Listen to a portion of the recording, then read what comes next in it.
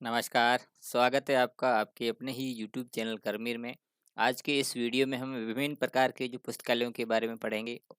ये चाहे university education हो या कॉम्पिटिटिव एग्जाम्स हो, जो ये विभिन्न प्रकार के पुस्तकालयों को लेकर प्रश्न आ जाते हैं, तो मेरा ध्यान जो उनकी जो बेसिक डिटेल है, बेसिक मूलभूत जानकारी पर रहेगा। आप इन इन इस वीडियो के माध्यम से अपने बेसिक डिटेल को मजबूत कर सकते हैं और साथ ही कॉम्पिटिशन में जो चीज़ें पूछी जा रही है, उसको भी आप मजबूत कर सकते हैं। चलिए वीडियो की शुरुआत करते हैं।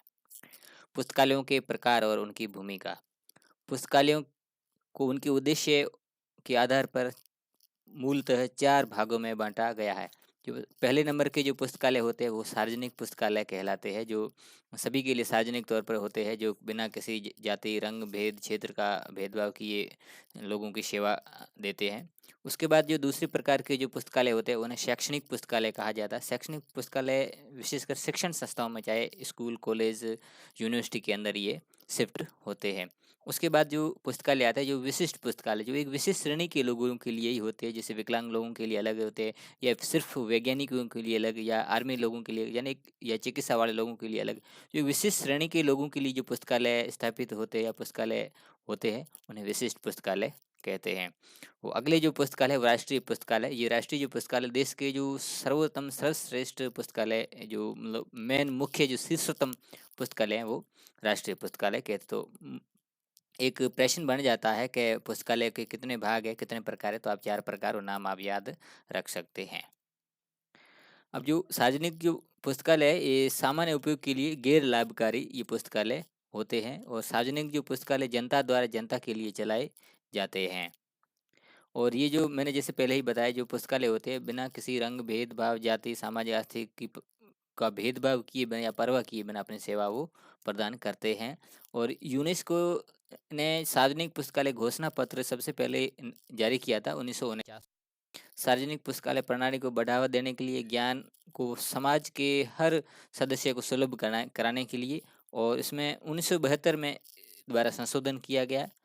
और उसके बाद इफ्ला यानी इंटरनेशनल फेडरेशन ऑफ लाइब्रेरी के सहयोग से 1994 में एक बार फिर संशोधन किया गया। तो यहाँ से भी एक प्रश्न आपके बन जाता है कि यूनेस्को का सार्वजनिक पुस्तकालय घोषणा पत्र सबसे पहले कब लाया गया, और 1949 में। उसके बाद कब उसमें सुधार किया गया, संशोधन किया गया 1972 में, और इफ्ला के सहयोग से भी दोबारा जो संशोधन हुआ 1994 में ये किया गया। अब इस घोषणा पत्र में क्या क्या मुख्य बातें बताई गई है, उन मुख्य बातों पर हम गौर करेंगे। तो ये जो सार्वजनिक पुस्तकालयों के उद्देश्य, गतिविधियाँ या सेवाएं हैं, या उनकी जो फंडिंग है, कानून है, नेटवर्क है, उनको ये निर्धारित ये करता है।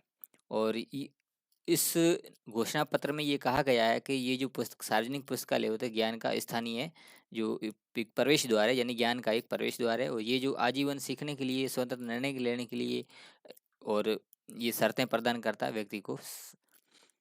ये एक व्यक्ति के साथ सामाजिक समूह का सांस्कृतिक विकास में भी ये बड़ी भूमिका अदा करता है। और सार्वजनिक पुस्तकालय में यूनेस्को के विश्वास को शिक्षा के लिए एक जीवंत शक्ति के रूप में ये घोषित करता है, और संस्कृति, सूचना और शांति और आध्यात्मिक को बढ़ावा देने के लिए एक आवश्यक एजेंट के रूप में काम करता है।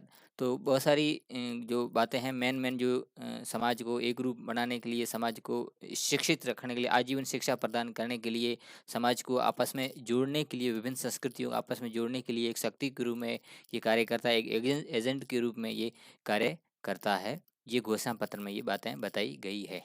अब हम देखेंगे ये सार्वजनिक पुस्तकालय में की सेवाएँ, क्या-क्या सेवाएँ होती है वो दी जाती है। तो पहला है, कम उम्र के जो बच्चे होते हैं उनमें पढ़ने की आदत बनाना और उस आदत को मजबूत करना, ताकि आगे जीवन में वो उसको अप्लाई कर सके। व्यक्तिगत और स्व शिक्षा के साथ-साथ औपचारिक और अनौपचारिक सभी प्रकार की शिक्षा का समर्थन करना। औपचारिक शिक्षा वो होती है जो जिसमें बच्चा एक क्लासरूम में जाकर शिक्षक से वो सीखता है, वो औपचारिक शिक्षा। वो अनौपचारिक शिक्षा अपने ज्ञान और अनुभव से स्वयं स्तर पर जो चीज़ें सीखता है, वो अनौपचारिक शिक्षा होती है। दोनों शिक्षाओं में ये पुस्तकालय जो सार्वजनिक पुस्तकालय समर्थन करता है, यानी बहुत सारे जो पाठ्य सामग्री उपलब्ध कराते हैं, जिससे वो व्यक्ति अपने स्तर पर स्वयं वो शिक्षा अर्जित कर देता है। अगला है व्यक्तिगत रचना विकास के अवसर, यानी कि इंसान के अंदर बहुत सारी क्रिएटिविटी होती है। उस क्रिएटिविटी को आगे विकसित करने के लिए अलग अलग अध्ययन सामग्री या पाठ्य सामग्री चाहिएगी, जो अलग अलग पुस्तकालय जो सार्वजनिक पुस्तकालयों से मिल जाती है, वहाँ से इसको किए जाते हैं। युवाओं और बच्चों की कल्पना और संरचनात्मक को उत्तेजित करना, बढ़ावा देना, सांस्कृतिक विरासत के बारे में जागरूकता को बढ़ावा देना, कला की सराहना, वैज्ञानिक उपलब्धि और नवाचार को प्रोत्साहन देना, सभी प्रदर्शन कलाओं की संस्कृति अभिव्यक्तियों तक पहुंच प्रदान करना, अंतर सांस्कृतिक संवाद को बढ़ावा देना और सांस्कृतिक विविधता को पक्ष देना। ये जो नोट्स है, मैंने बहुत सारे कंटेंट्स को मिलाकर अपनी भाषा में बनाए। आप इनका पढ़कर, सुनकर, समझकर अपने भाषा में भी नोट्स बना सकते हैं, ताकि आपको भी आगामी अपनी शिक्षा में हेल्प मिल सके। तो आप भी ये वीडियो देखकर आप नोट्स भी बना सकते हैं।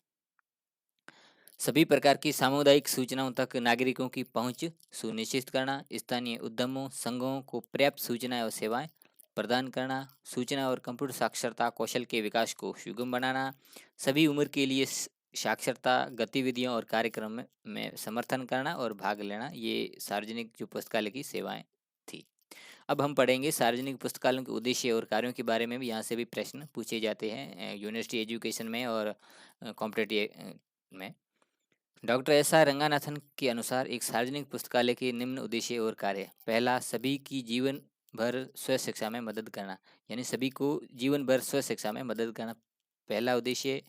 और सभी विषयों पर अद्यतन और सूचना को सभी उपलब्ध करना, यानी सब सूचना सभी को उपलब्ध करना, और जो भी अध्ययन, जो करंट जो भी तथ्य है उनके बारे में सूचना उपलब्ध कराना, ये उद्देश्य है। और सभी रिकॉर्ड की गई सूचना को निष्पक्ष और संतुलित तरीके से वितरित करना। नागरिकों को स्थानीय एवं राष्ट्र के प्रति अपने कर्तव्यों का निर्वहन करने में मदद करना और शोधकर्ताओं को जल्द से जल्द नए ज्ञान से अवगत कराना, ये सार्वजनिक पुस्तकालयों के उद्देश्य है। अब हम कुछ उदाहरण भी देख लेते हैं, जो सार्वजनिक पुस्तकालयों के कुछ उदाहरण जनरली, जैसे दिल्ली पब्लिक लाइब्रेरी है, खुदा बख्श ओरिएंटल पब्लिक लाइब्रेरी है और कैनबरा पब्लिक लाइब्रेरी, ये कुछ उदाहरण हैं जो सार्वजनिक पुस्तकालयों के उदाहरण हैं। अब एक ये जो सार्वजनिक पुस्तकालय होते हैं, इनका जो वित्त है या विधान है, ये नेटवर्क किस तरह संचालित होता है, तो उसको भी हम देखेंगे कि जो फंडिंग कानून एंड नेटवर्क मुद्दे पर मैनिफेस्टो में कहा गया है कि सार्वजनिक पुस्तकालय सैद्धांतिक रूप से निःशुल्क होगा। पहला तो ये जो सार्वजनिक पुस्तकालय ये निःशुल्क है, कोई भी बिना उसमें जा सकता है, उसको अध्ययन सामग्री का कोई शुल्क निर्धारित नहीं है। और कानून और राष्ट्रीय कानून है, राष्ट्रीय और स्थानीय सरकारों द्वारा वित्त पोषित होगी। कहने का मतलब कानून है राष्ट्रीय और स्थानीय जो सरकार है उनके द्वारा कानून पारित होगा, उस कानून पर ये सार्वजनिक पुस्तकालय चलेंगे। जैसे राष्ट्रीय पुस्तकालय तो स्तर का कानून उसके लिए बल होगा, और राज्य स्तर के जो भी पुस्तकालय उनके लिए राज्य स्तरीय कानून या राष्ट्रीय दोनों का कानून उनके लिए लागू होगा। राष्ट्रव्यापी पुस्तकालय समन्वय और सहयोग कानून सुनिश्चित करने के लिए और रणनीति योजनाओं को भी एक राष्ट्रीय पुस्तकालय नेटवर्क को परिभाषित और बढ़ावा देना चाहिए। सार्वजनिक नेटवर्क को राष्ट्रीय क्षेत्रीय अनुसंधान के संबंध में डिजाइन किया जाना चाहिए, यानी कि जो भी नेटवर्क आपस में पुस्तकालय को आपस में जोड़ा जाता है, तो राष्ट्रीय क्षेत्रीय अनुसंधान के संबंध में वो ध्यान में रखते हुए उसका संरचना बनाई जाए या डिजाइन तैयार की जानी चाहिए। और विशिष्ट पुस्तकालयों के साथ साथ स्कूल पुस्तकालयों, कॉलेज और विश्वविद्यालयों के पुस्तकालयों को भी आपस में जोड़ा जाना चाहिए। आगे हम इसमें देखेंगे संचालन और प्रबंधन को लेकर भी प्रश्न आ जाते हैं कि संचालन और प्रबंधन के बारे में कि स्थानीय समुदाय की जरूरतों के संबंध में उद्देश्यों, प्राथमिकताओं और सेवाओं को परिभाषित करते हुए एक स्पष्ट नीति तैयार की जानी चाहिए। सार्वजनिक पुस्तकालय को प्रभावी ढंग से एवं संचालन के पेशेवर मानकों को व्यवस्थित करना होगा। स्थानीय, क्षेत्रीय, राष्ट्रीय और साथ ही अंतर्राष्ट्रीय स्तर पर पेशेवर प्रासंगिक भागीदारी के साथ सहयोग सेवाओं को समुदाय के सभी सदस्यों के लिए भौतिक रूप से सुलभ कराना चाहिए। पुस्तकालय सेवाओं की समुदायों जैसे ग्रामीण शहरी क्षेत्र की विभिन्न आवश्यकताओं के अनुकूल किया जाना चाहिए। पुस्तकालय उपयोगकर्ताओं और संसाधनों के बीच एक सक्रिय मध्यस्थ, यानी जो पुस्तकालय अध्यक्ष है वो यूजर, जो उपयोगकर्ता या पाठक है, और संसाधनों के बीच क्या है, एक सक्रिय मध्यस्थ या सक्रिय एजेंट। कहने का मतलब जो पुस्तकें हैं वो अपने आप में निर्जीव है, और जो पाठक है तो आवश्यकता अनुसार जो किताबें लेने के लिए पाठ्य सामग्री लिए आती है, तो पुस्तकालय अध्यक्ष का ये कर्तव्य बनता है कि वो पाठक की उसकी वांछित पुस्तक दी जाए। तो इसके लिए पुस्तकालय के जो पुस्तकालय वैज्ञानिक के 5 नियम हैं, और उनमें भी हम एक गहराई से ये चीज़ें हम पढ़ेंगे। अगला है सार्वजनिक पुस्तकालय के कार्य क्या है। तो अभी तक हमने इसके बारे में जो उद्देश्य वगैरह वो पढ़ ली। अब और मूल जो कार्य हैं वो आगे हम और डिटेल में हम देख लेते हैं कि ये पहला इसका जो कार्य है, सहायक शिक्षा, यानी शिक्षा में एक सहायक है, सपोर्टिंग एजुकेशन। सार्वजनिक पुस्तकालय सभी प्रकार की जानकारी प्रदान करता है, समुदाय के सदस्य के लिए स्रोत उपलब्ध कराता है, यह शिक्षा में लोगों की मदद करता है। यह विशेष रूप से उन लोगों के लिए वरदान है जो औपचारिक अनौपचारिक दोनों प्रकार का जो ज्ञान है वो प्राप्त करते हैं। तो पहला जो इसका जो कार्य है वो शिक्षा में सहायक, यानी सपोर्टिंग एजुकेशन, सहायक शिक्षा। दूसरा है ज्ञान का संरक्षण और प्रसार, प्रिजर्वेशन एंड डिसमिनेशन। सार्वजनिक पुस्तकालय संरक्षित करता है क्या सामाजिक, सांस्कृतिक, ऐतिहासिक, भौगोलिक ज्ञान की अन्य श्रेणियां समुदाय द्वारा उत्पादित और करता है, और उनका संरक्षण करता है और उनका प्रसार करता है।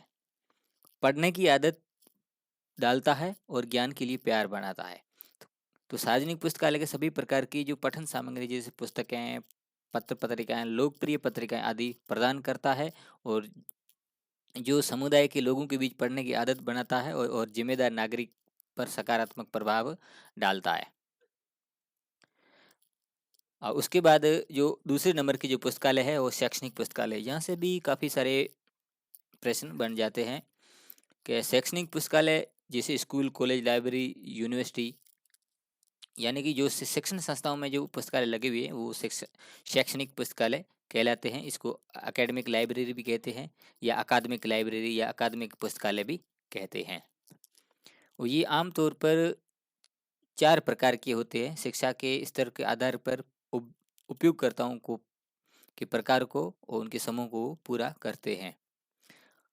अब ये छात्र, शिक्षक, अनुसंधान विद्वान और संस्था के प्रशासनिक पेशेवर, अन्य जो कर्मचारी होते हैं, उनके लिए ये सेवा प्रदान करते हैं। शैक्षणिक पुस्तकालय को एक पुस्तकालय जो अपने शैक्षणिक कार्यक्रमों का समर्थन करने के लिए किसी भी शिक्षण संस्थान के साथ संबंध संलग्न है के रूप में परिभाषित किया जाता है। कहने का मतलब शैक्षणिक पुस्तकालय वो पुस्तकालय है जो किसी शैक्षणिक संस्थान के साथ संलग्न है और साथ ही वो शैक्षिक कार्यक्रम में वो मदद करता है, तो वो शैक्षणिक पुस्तकालय कहलाता है। शैक्षणिक पुस्तकालयों के प्रकार। अब यहाँ से प्रश्न कहाँ बनते हैं, और मैं कई कंपटीशन में भी आए हैं, वो मैं बताता हूँ। स्कूल पुस्तकालय या विद्यालय पुस्तकालय, पुस्तकालय, विश्वविद्यालय पुस्तकालय। अब यहाँ से प्रश्न बन जाते हैं, कई बार कंपटीशन में सवाल आया कि विश्वविद्यालय पुस्तकालय किस प्रकार का पुस्तकालय है, तो उसका सही जवाब बनता है शैक्षणिक पुस्तकालय। ये कंपटीशन में कई बार पूछा गया है। और भारत में स्कूल शिक्षा के स्तर को समूह को 4 भागों में बांटा गया है कि प्राथमिक स्कूल, माध्यमिक स्कूल, अ, प्राथमिक, उच्च प्राथमिक, माध्यमिक और वरिष्ठ माध्यमिक। या थोड़ा मिसप्रिंट हो गया है, यानी कि पहला जो प्राथमिक विद्यालय, उच्च प्राथमिक विद्यालय, माध्यमिक माध्यमिक विद्यालय या उच्च माध्यमिक विद्यालय, जो ये विद्यालय 4 प्रकार के विद्यालय है।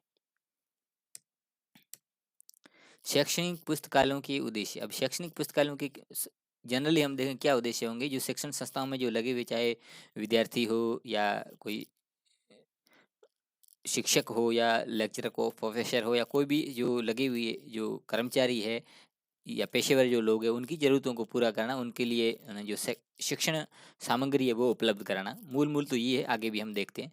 शैक्षणिक समुदाय की ज़रूरतों को पूरा करना। शैक्षणिक समुदाय में सारे आ गए, पढ़ने वाले, पढ़ाने वाले, उनमें टीचिंग, नॉन टीचिंग सब स्टाफ आ गया, तो जो पूरा एक समुदाय बनता है, उनकी ज़रूरतों को पूरा करना। सभी प्रकार की पठन सामग्री और अध्ययन सामग्री का संग्रह करना और भंडारण करना, यानी कि उसमें जितने भी प्रकार की जो पाठ्य सामग्री है उनको इकट्ठा करना, मतलब, और उन्हें भंडारित करके रखना ताकि उचित समय पर उनका लाभ लिया जा सके। संस्था की आवश्यकताएं। पाठ्यचर्या का समर्थन करने के लिए सभी प्रकार की सूचनात्मक सामग्री प्रदान करना, जैसे अखबार है, मैगजीन्स है, और पाठ्य पुस्तकें हैं और संदर्भ पुस्तकें, उन सभी का की सामग्री है वो प्रदान करना। पाठ्येतर गतिविधियों के लिए सहायक सामग्री उपलब्ध करानी। पाठ्य पुस्तक के साथ साथ हमें जो अन्य जो सामग्री रेफरेंस बुक होती है, संदर्भ पुस्तकों की भी आवश्यकता होती है, तो उन संदर्भ सामग्री को उपलब्ध कराना भी शैक्षणिक पुस्तकालय का उद्देश्य रहता है। छात्रों, शिक्षकों और शोधकर्ताओं के लिए उपयुक्त उदार सेवा प्रदान करना। कहने का मतलब, यदि एक संस्था में या कॉलेज में, स्कूल में यदि कोई वो सामग्री नहीं है, तो दूसरे पास वाले पुस्तकालय से वो जो सेवा है वो उधार ली जा सकती है, तो वो सेवा प्रदान करना। एक सक्रिय संदर्भ सूचना सेवा तैयार करना। अब विद्यालय पुस्तकालयों के कार्य क्या है वो हम देखते हैं। छात्रों को पुस्तकालय की ओर आकर्षित करना, उनकी रुचि और जिज्ञासा को विकसित करना। जो ये रुचि है वो ज्ञान है जीवन भर बढ़ता रहे। छात्रों के लिए शिक्षण और अध्ययन सामग्री का भंडार प्राप्त करना। भवन, फर्नीचर जिसे कार्यात्मक भौतिक जो सुविधाएं हैं वो प्रदान करना। स्कूल पुस्तकालय के कुछ उदाहरण आप देख सकते हैं। दिल्ली पब्लिक स्कूल लाइब्रेरी और कुलाची हंसराज मॉडल स्कूल लाइब्रेरी, जो विद्यालय पुस्तकालय होते हैं जनरली ये। अब इसके बाद हम पढ़ेंगे कॉलेज पुस्तकालय, यानी कॉलेज जो यूनिवर्सिटी होती है, चाहे गवर्नमेंट कॉलेज हो चाहे प्राइवेट कॉलेज हो। अब स्कूली शिक्षा है वो कॉलेज शिक्षा से थोड़ा अलग है। कहा गया है कि नो नॉलेज विदाउट कॉलेज को, जो नॉलेज होता है कहते हैं वो ब्रॉड नॉलेज कॉलेजों में जाके मिलता है। तो स्कूली शिक्षा की तुलना में जो कॉलेज शिक्षा है वो बिल्कुल ही अलग है, और दिमाग को व्यापक और कॉलेज स्तर पर पुस्तकालय का समर्थन आवश्यक है। यानी दिमाग को व्यापक रूप से विकसित करने के लिए कॉलेज स्तर पर पुस्तकालय अनिवार्य है। प्रत्येक कक्षा में जो छात्र होते हैं बड़ी संख्या में होते हैं। शिक्षक के लिए या कॉलेज लेक्चरर के लिए प्रत्येक छात्र पर ध्यान देना संभव नहीं है। तो उसकी उस जानकारी को ज़्यादा डीप में जाने के लिए पुस्तकालय की आवश्यकता होती है। वहाँ से बच्चे अलग अलग किताबों में अलग अलग जो जानकारियाँ हैं वो ज्ञान हासिल कर सकते हैं। पढ़ाई के लिए कॉलेज की पुस्तकालय एवं स्व शिक्षा की आदत विकसित करना। अब जैसे जूनियर कॉलेज भी होते हैं, डिग्री कॉलेज होते हैं, जैसे स्नातकोत्तर महाविद्यालय, राजकीय स्नातकोत्तर महाविद्यालय आपने सुना होगा। आप अभी बहुत सारे विद्यार्थी आप में से हम सब पढ़ते हैं, या व्यावसायिक कॉलेज। तो इस प्रकार के ये कॉलेज है ये होते हैं। अब इनके उद्देश्य क्या है कि छात्रों की विभिन्न और व्यापक जो समझ है उसको और गहरा करना और तीक्ष्ण बनाना। उच्च अध्ययन और स्व शिक्षा के लिए छात्रों को मार्गदर्शित करना, मार्गदर्शन समय समय पर प्राप्त करवाना। स्कूल में उच्च जिम्मेदारियों को निभाने के लिए छात्रों को सरकारी विभागों, नागरिक संगठनों, व्यावसायिक प्रतिष्ठानों, व्यापार और औद्योगिक कंपनियों के लिए तैयार करना। तो यहाँ से इस तरह की अध्ययन सामग्री उपलब्ध कराई जाती है ताकि कॉलेज से ही निकलकर जो सरकारी विभागों में जो जो अधिकारी बनते हैं, जो सरकारी सेवा में जाते हैं, नागरिक बहुत सारे संगठन होते हैं उनमें अपना लोहा मनवाते हैं, या कोई बिजनेस में चला जाता है, वाणिज्यिक प्रतिष्ठानों में जाता है, या कोई व्यापार में या औद्योगिक कंपनी के लिए तैयार होता है। तो युवाओं का जो एक निर्माण होता है वो कॉलेज में ही होता है, और इन कॉलेज में वो के पुस्तकालय में वो अध्ययन सामग्री उपलब्ध करवाई जाए ताकि जो युवा जल्द से जल्द एकदम मजबूती से तैयार हो सके। तो ये उद्देश्य है पुस्तकालय, कॉलेज पुस्तकालय के कार्य। जो उसमें भौतिक सामग्री जो भी होती है, जैसे बैठने के लिए फर्नीचर, कुर्सियाँ वगैरह, ये आदि सुविधाएं ये प्रदान करना। उन्हें अधिक प्रबुद्ध, जानकार और जिम्मेदार बनने के लिए प्रशिक्षित करना, और शिक्षकों की आवश्यकताओं को पूरा करने के लिए अपने मूल निकाय की सहायता करना। या शिक्षक से भी राय ली जाती है कि कौन सी पुस्तक है, कौन सी अध्ययन सामग्री है वो पुस्तकालय में लाई जाए, से उनसे सहायता प्राप्त करना। ये कॉलेज पुस्तकालय के उद्देश्य थे। अब कॉलेज पुस्तकालय की सेवाएं भी हम देख लेते हैं। पठन, उधार और पाठ्य पुस्तक सेवा प्रदान करना। मैनुअल और कंप्यूटर कैटलॉग के उपयोग में छात्रों का मार्गदर्शन प्राप्त करना। आजकल जो कैटलॉगिंग होती है, सूचीकरण के एक सूची बनी हुई थी कि ये कैटलॉगिंग कार्ड आप उस अलमारी में जाए इतने नंबर पे, या कंप्यूटराइज अगर कैटलॉग होंगे तो उनको कंप्यूटराइज कैटलॉग की जानकारी देना, उन्हें मार्गदर्शन करना, ताकि वो कम समय में अपनी जो अध्ययन सामग्री है वो उन तक पहुंच सके। अलमारी से पुस्तकों और संदर्भ पुस्तकों का पता लगाने में भी उनकी सहायता करना। छात्रों को पुस्तकालय संसाधनों का प्रभावी ढंग से उपयोग करने के लिए प्रशिक्षित करना। यानी एक पाठक शिक्षा होती है जिसमें उन्हें ये शिक्षा दी जाती है कि आपको पाठक सामग्री का किस तरह से उपयोग करना है, कहीं तोड़ फोड़ नहीं करनी है, उसमें काट छांट नहीं करनी। बहुत सारे कोड एंड कंडक्ट होते हैं, उन शिक्षा में सम्मिलित होता है। वो आगे हम पढ़ेंगे पाठक शिक्षा में, आने वाले वीडियो में। तो उसमें आप इसमें गहराई से जानेंगे। तो उनके लिए छात्रों को प्रशिक्षित करना। पुस्तकालय के सभी सदस्यों को सूचना, संदर्भ और रेफरल सेवाएं वो प्रदान करना। अब यहाँ से कॉलेज जो प्रत्येक जो कॉलेज होता है तो बड़े स्तर पर, चाहे कॉलेज पुस्तकालय हो, यूनिवर्सिटी पुस्तकालय हो, या पंचायत समिति की पुस्तकालय, जिला पुस्तकालय हो, राज्य पुस्तकालय, सभी में एक समिति होती है। और उस समिति में भी कुछ कोड एंड कंडक्ट होती है, कौन अध्यक्ष बनता है, कौन नहीं बनता है, कौन उसका सचिव होता है, इसको लेकर परीक्षा में सवाल आते हैं, या यूनिवर्सिटी एजुकेशन या कॉम्पिटिटिव एजुकेशन में। और तो आप इनको ध्यान से समझें कि प्रत्येक महाविद्यालय में पुस्तकालय समिति होती है, और पुस्तकालय समिति का जो अध्यक्ष होता है उनका प्रिंसिपल होता है। यानी कि जो अध्यक्ष होगा किसी भी पुस्तकालय, उसका जो हेड होगा वो उसका अध्यक्ष होगा, और पुस्तकालय अध्यक्ष जो होगा उसका सचिव। कहने का मतलब जो लाइब्रेरियन होता है उस समिति का अध्यक्ष सचिव होता है, और जो मेन हेड होगा वो उसका अध्यक्ष होगा। अब यहाँ पर आप अध्यक्ष को पुस्तकालय अध्यक्ष ना समझें। ये जो आपके जो ये पुस्तकालय समिति का जो अध्यक्ष है, ये इनकी जो कमेटी की अध्यक्षता करता है। अब यहाँ इस भाषा से आप समझ सकते हैं कि जो पुस्तकालय समिति की जो अध्यक्षता कौन करता है, या अध्यक्ष कौन होता है, वो उसका जो प्रिंसिपल होता है। और जो पुस्तकालय अध्यक्ष जो लाइब्रेरियन होता है, लाइब्रेरियन समिति का सचिव होता है, और बाकी जो भी स्टाफ है वो इसके सदस्य होते हैं। वरिष्ठ संकाय या पुस्तकालय के बाहर के अन्य विशेषज्ञ पुस्तकालय समिति के सदस्य होते हैं। और लाइब्रेरियन के बाद कार्यकारी जिम्मेदारी, यानी क्या काम करना क्या नहीं, ये जिम्मेदारी पुस्तकालय अध्यक्ष की होती है। बाकी जो सदस्य उनकी हेल्प करते हैं। और प्रतिदिन प्रबंधन के लिए और नीतिगत निर्णय के लिए जो पुस्तकालय का जो समिति द्वारा के सदस्यों द्वारा निर्णय भी लिए जाते हैं। ये कॉलेज पुस्तकालय का जो वित्त होता है वो छात्रों से फीस लेते हैं, और उनसे जुर्माना भी, यानी किताब की तोड़ फोड़ करते या खो जाती है तो उसका जुर्माना होता है। और यूजीसी और राज्य सरकार से अनुदान भी लिया जाता है। यहाँ से भी प्रश्न बन जाता है। कहने का मतलब कॉलेज पुस्तकालय होता है, उनका स्रोत क्या है? एक छात्रों से फीस, जुर्माना, यूजीसी और राज्य सरकार से अनुदान। अब इनके उदाहरण भी हम देख लेते हैं, जैसे क्रोड़ी मल कॉलेज पुस्तकालय दिल्ली, लक्ष्मीबाई पुस्तकालय Delhi, government college of technology library Coimbatore, ये कॉलेज पुस्तकालय के उदाहरण थे। अब हम पढ़ेंगे इसके बाद यूनिवर्सिटी लाइब्रेरी यानी विश्वविद्यालय पुस्तकालय। स्वतंत्रता के पश्चात विश्वविद्यालयों में तेजी से विकास हुआ है, और छात्रों की संख्या भी साल दर साल, शोधकर्ताओं की संख्या भी बढ़ती जा रही है। और इसमें बहुआयामी जो विषय, नित्य नए नए विषय खोजे जा रहे हैं, उनका अध्ययन हो रहा है, नई पाठ्य सामग्री जारी हो रही है, नए कोर्स आ रहे हैं, तो नए नए विभाग हो रहे हैं, अनुसंधान परियोजनाएं, बड़ी बड़ी संख्या के सदस्य बढ़ रहे हैं। वहाँ पर विभिन्न प्रकार के पुस्तकालय भी खोले जा रहे हैं। कोई पारंपरिक पुस्तकालय है, या पेशेवर है, डीम्ड है, ओपन यूनिवर्सिटी है। इस तरह से बहुत सारे जो विश्वविद्यालय हैं वो खोले जा रहे हैं। अब एक विश्वविद्यालय जो पुस्तकालय होता है उसके क्या उद्देश्य होते हैं? एक विश्वविद्यालय का पुस्तकालय समर्थन सहायता करके बहुत ही महत्वपूर्ण भूमिका निभाता है। पेशेवर जो लोग होते हैं उनके बीच बौद्धिक और प्रबंधनीय नेतृत्व प्रदान करता है। सरकार, उद्योग, स्वास्थ्य, इंजीनियरिंग, कानून, चिकित्सा, विभिन्न क्षेत्र जैसे रक्षा, शिक्षा, कृषि, और उनमें सामाजिक भावना को पैदा करना। भावी पीढ़ी के लिए ज्ञान और विचारों का संरक्षण करना, ये इसके उद्देश्य होते हैं। अब चलिए देखते हैं विश्वविद्यालय पुस्तकालय के कार्य क्या होते हैं। इसके लिए भी प्रश्न आ जाते हैं परीक्षाओं में, तो उनको भी हम देख लेते हैं। सीखने और सिखाने के लिए विषयों की एक विस्तृत श्रृंखला का संग्रहित करना, और अनुसंधान, प्रकाशन आदि करना।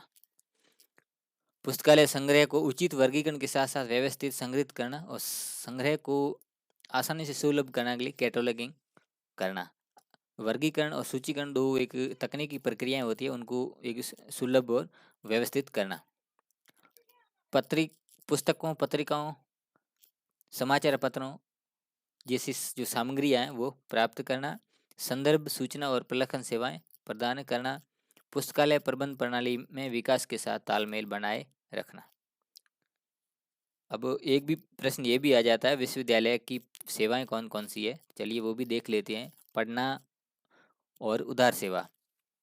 पुस्तकालय सूची पत्र के उपयोग और दस्तावेजों का पता लगाने में भी ये सहायता करता है। ये चीज़ जनरल सी है, लेकिन यूनिवर्सिटी एग्जाम के लिए पॉइंट बहुत महत्वपूर्ण रखते हैं। संदर्भ एवं सूचना सेवाएं, वर्तमान सूचना सेवा और सूचना का चयनात्मक प्रसार यानी एसडीआई, और सेवाएँ होती है वो ये प्रदान करना, ग्रंथ सूची सेवाएँ, विभिन्न प्रकार की ग्रंथ सूचियाँ वो प्रदान करना, अंतर पुस्तकालय जो ऋण सेवा होती है, यानी कि इस पुस्तकालय में कोई पाठ्य सामग्री नहीं है तो दूसरे पुस्तकालय से भी मंगाई जा सकती है, तो वो अंतर पुस्तकालय ऋण कहलाता है।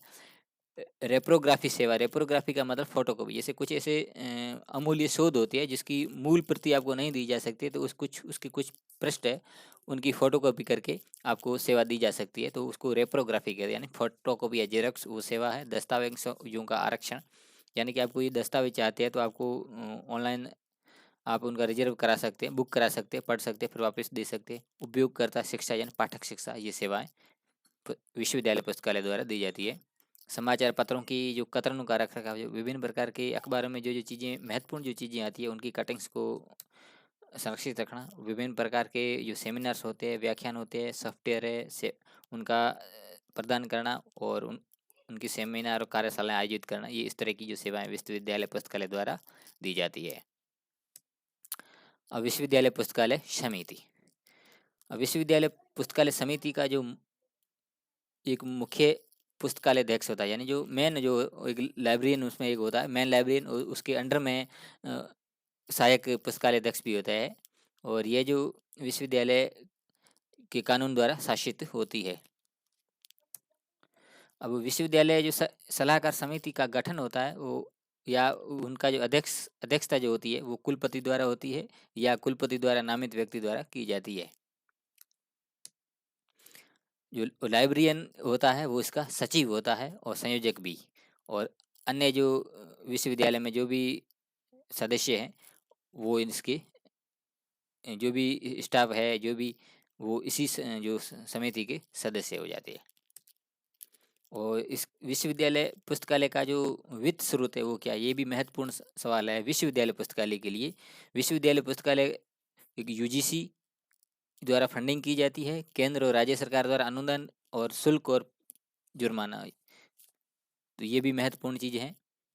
अब आप विश्वविद्यालय पुस्तकालय के भी उदाहरण देख सकते हैं। जो दिल्ली यूनिवर्सिटी लाइब्रेरी है यानी दिल्ली विश्वविद्यालय पुस्तकालय, जवाहरलाल नेहरू विश्वविद्यालय पुस्तकालय, मद्रास विश्वविद्यालय पुस्तकालय। अब हम पढ़ेंगे विशिष्ट पुस्तकालय। विशिष्ट पुस्तकालय का मतलब किसी विशिष्ट श्रेणी के लोगों के लिए। अब ये विशिष्ट पुस्तकालय क्या है उनके बारे में भी हम कुछ चीज़ें देख लेते हैं। अमेरिकन लाइब्रेरी एसोसिएशन है, उसकी जो एक डिक्शनरी है उसमें लिखा गया है कि एक पुस्तकालय व्यावसायिक फर्मों, निजी निगमों, संघों, सरकारी एजेंसियों या अन्य विशेष समूह की रुचि की सूचना जरूरतों को पूरा करने के लिए या एजेंसियों द्वारा प्रशासित या शोषित। कहने का मतलब एक विशेष प्रकार के समूह के लिए जो पुस्तकालय होता है वो पुस्तकालय कहलाता है। हेराल्ड लाइब्रेरी डिक्शनरी उसके अनुसार है कि विशेष पुस्तकालय किताबों और अन्य मुद्रित ग्राफिक्स या रिकॉर्ड की गई सामग्री जो सीमित क्षेत्र से संबंधित है उनका एक संग्रह है। ज्ञान और एक विद्वान समाज, अनुसंधान संगठन, औद्योगिक एवं वाणिज्यिक उपक्रम, सरकारी विभाग या यहाँ तक कि एक शैक्षणिक संस्थान द्वारा प्रदान किया जाता है। एक विश्वविद्यालय एक विशिष्ट पुस्तकालय एक संगठन या एक समूह के भीतर स्थित विशेष उपयोगकर्ताओं की सेवा करता है। कुल मिला के जो विशिष्ट पुस्तकालय एक विशिष्ट श्रेणी के लोगों के लिए होते हैं, जैसे विकलांग लोगों के लिए अलग, चाइल्ड लाइब्रेरी के लिए अलग, मेडिकल लोगों के लिए अलग, इंजीनियरिंग वालों के लिए अलग। तो एक उसमें विशेष क्षेत्र से जुड़े लोग भी उसी विशिष्ट पुस्तकालय में आते हैं और उन्हीं के लिए पुस्तकालय होता है। अब इनके उद्देश्य क्या है? विशिष्ट पुस्तकालयों के मुख्य विषयों में सूचना के वर्तमान और पूर्वव्यापी संग्रह को विकसित करना, क्षेत्र में महत्वपूर्ण विकास के बारे में जब भी उपयोगकर्ताओं द्वारा अनुरोध किया जाता है वो तुरंत जानकारी वो प्रदान करते हैं, यानी कि जो भी जानकारी उन्हें चाहिए त्वरित प्रदान करते हैं।